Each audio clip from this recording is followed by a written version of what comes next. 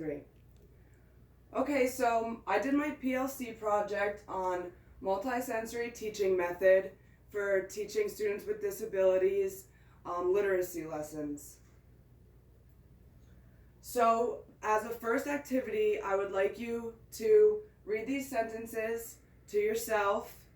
I'm going to give you a little bit of time. I want it to be super quick, okay? So please read them. I want you to hurry. All right. So can anyone tell me what those sentences said? And then this is where I would ask the teachers or the people I'm educating what the sentences said and see if they could read them to me. Now I want you to turn to a partner and discuss how this activity made you feel and what aspects of this activity made it more or less difficult to read. So once they were done talking to a partner, I would reiterate that this is how students with a learning disability, a cognitive disability, any type of disability can feel when trying to learn literacy the way that we teach it standardly.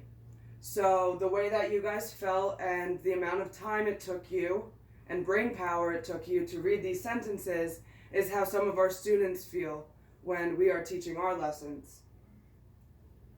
So now I'm going to read the same sentence, or they're going to be the same sentences worded the same exact way with the same spelling, but now I'm going to incorporate the multisensory strategy with these sentences, okay?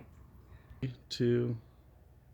So this is the first one, and I want you to read it to yourself. This is the second one.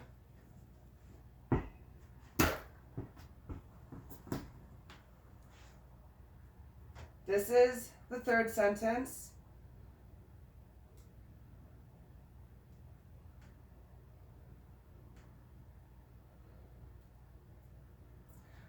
Okay, so now after seeing the same sentences with the same wording this way, I want you to turn to your partner and discuss how this activity was different than the first one, how it made you feel that was different, and if this activity was more or less difficult than the first one and why you think so.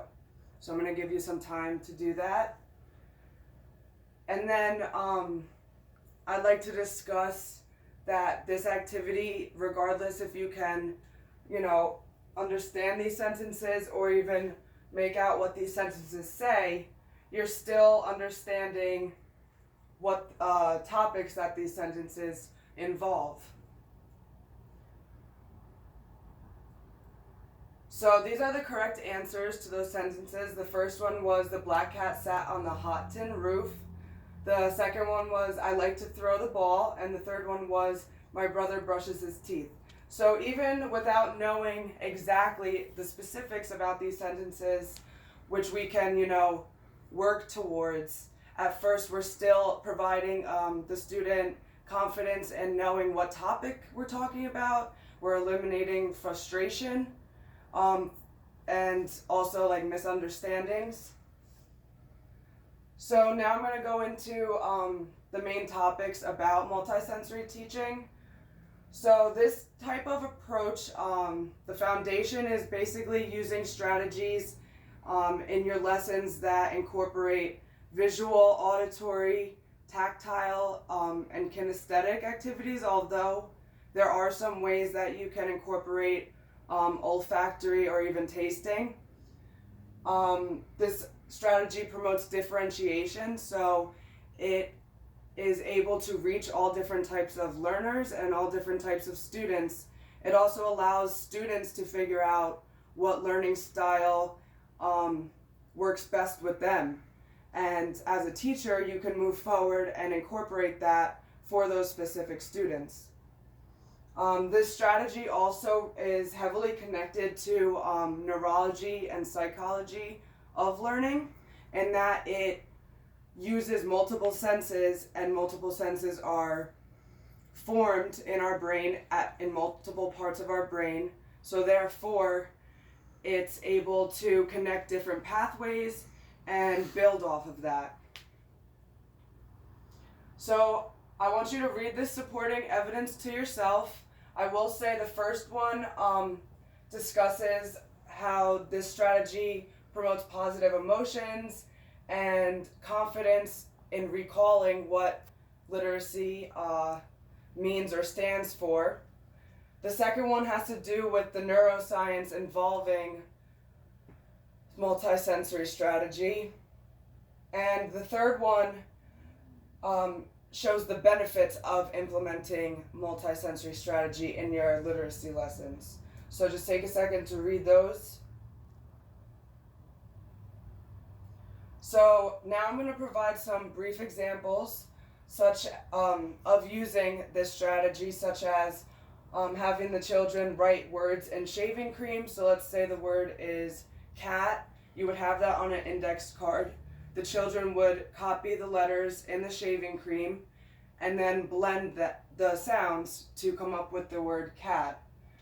Another example is reader's theater, which is like supplying the students with props or assigning students different characters to act out while reading a story. The third one involves using a car while reading keywords or even irregular words. So as the car moves across the word, the students will say the different parts of the word. And then a fourth example is finding smells or foods for the letter of the alphabet you are working on with your students. So I'm going to give you guys an example if I were working on the letter A. So the first thing we could do is I want you to look at the letter A, and then we could hear the letter A. I'll just do it because my sound is not working. A.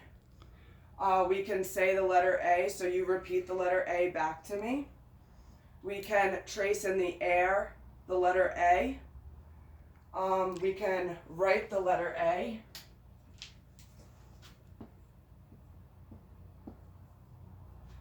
We can taste applesauce. We can smell an apricot candle. And we can even feel aloe. So those last three things all start with an A and therefore can be used when learning the letter A. So I want to thank you guys for your time. I hope that you will incorporate the multisensory approach in your literacy lessons.